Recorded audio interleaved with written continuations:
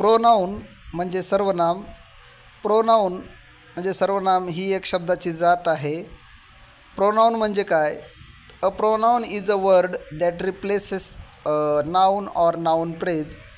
नामाच्या ऐवजी येणाऱ्या शब्दास सर्वनाम असं म्हटलं जातं. आपण या व्हिडिओत काही सर्वनामाची उदाहरणे या ठिकाणी पाहणार आहोत. सर्वप्रथम सर्वनामाचं पहिलं उदाहरण आहे म्हणजे पर्सनल प्रोनाऊन्स. यामध्ये आय म्हणजे मी, यू म्हणजे तू किंवा तुम्ही, ही म्हणजे तो, शी म्हणजे ती, इट म्हणजे हे, वी म्हणजे आम्ही, दे म्हणजे ते. हे सर्व पर्सनल प्रोनाऊन्स आहेत. म्हणजे वाक्यामध्ये नामाच्या ऐवजी हे सर्वनाम येतात, म्हणून यांना सर्वनाम असं म्हटलं. सर्वनामाचा दुसरा प्रकार म्हणजे पजेसिव्ह प्रोनाऊन्स. यामध्ये पजेसिव्ह प्रोनाऊन्सची काही उदाहरणे आहेत. माईन म्हणजे माझे, युअर्स म्हणजे तुझे किंवा तुमचे, हिज म्हणजे त्याचा त्याचे, हर्स म्हणजे तिचे, इट्स म्हणजे ह्याचे, आवर्स म्हणजे आमचे, देअर्स म्हणजे त्यांचे. म्हणजे नामाच्या ऐवजी हे जे शब्द येतात यांना प्रोनाऊन्स म्हणजे सर्वनाम म्हणतात. तर पजेसिव्ह प्रोनाऊन्स हे कोणाची तरी मालकी हक्क दाखवणारे असे हे सर्वनाम असतात. वाक्यामध्ये हे येतात नामाच्या ऐवजी, म्हणून यांना पजेसिव्ह प्रोनाऊन्स असं म्हटलं जातं. आणखी काही प्रोनाऊन्सचे प्रकार आपण या ठिकाणी पाहणार आहोत. सर्वनामाचा पुढील प्रकार म्हणजे डेमॉन्स्ट्रेटिव्ह प्रोनाऊन्स, म्हणजे असे दर्शक सर्वनामे म्हणूया आपण याला.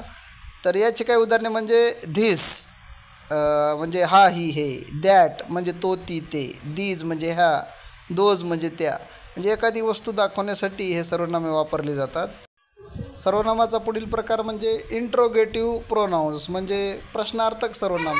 वाक्यामध्ये जे प्रश्नार्थक शब्द आलेले असतात ते सुद्धा एक सर्वनामाचे प्रकार असतात. उदाहरणार्थ जर वाक्यात हू आला असेल, हू म्हणजे कोण, किंवा हुम म्हणजे कोणास, विच म्हणजे कोणते, व्हॉट म्हणजे काय, हे जे प्रश्नार्थक शब्द आहेत हे वाक्यामध्ये सर्वनामाच्या रूपाने कार्य करतात, म्हणून यांना इंट्रोगेटिव्ह प्रोनाऊन्स असं म्हणतात. म्हणजे हे सुद्धा एक सर्वनामच आहेत, प्रोनाऊन्स आहेत. तर वाक्यामध्ये हे सर्वनामासारखं कार्य करतात, म्हणून हे इंट्रोगेटिव्ह प्रोनाऊन्स आहेत. सर्वनामाचा पुढील प्रकार म्हणजे इंडिफिनिट प्रोनाऊन्स. खालील काही इंडिफिनिट प्रोनाऊन्सचे आपण उदाहरणं पाहूया. उदाहरणार्थ वाक्यात जर someone, something, anyone, anything, everyone किंवा एव्हरीथिंग यापैकी जर काही शब्द आले असतील तर हे वाक्यामध्ये प्रोनाऊन्सच्या रूपाने कार्य करतात, म्हणून हे सर्व प्रोनाऊन्स आहेत. म्हणजे समवन काहीजण, समथिंग म्हणजे काहीतरी, एनीवन म्हणजे कोणीही एक, एनिथिंग म्हणजे काहीही, एव्हरीवन म्हणजे प्रत्येकजण, एव्हरीथिंग म्हणजे सर्व काही.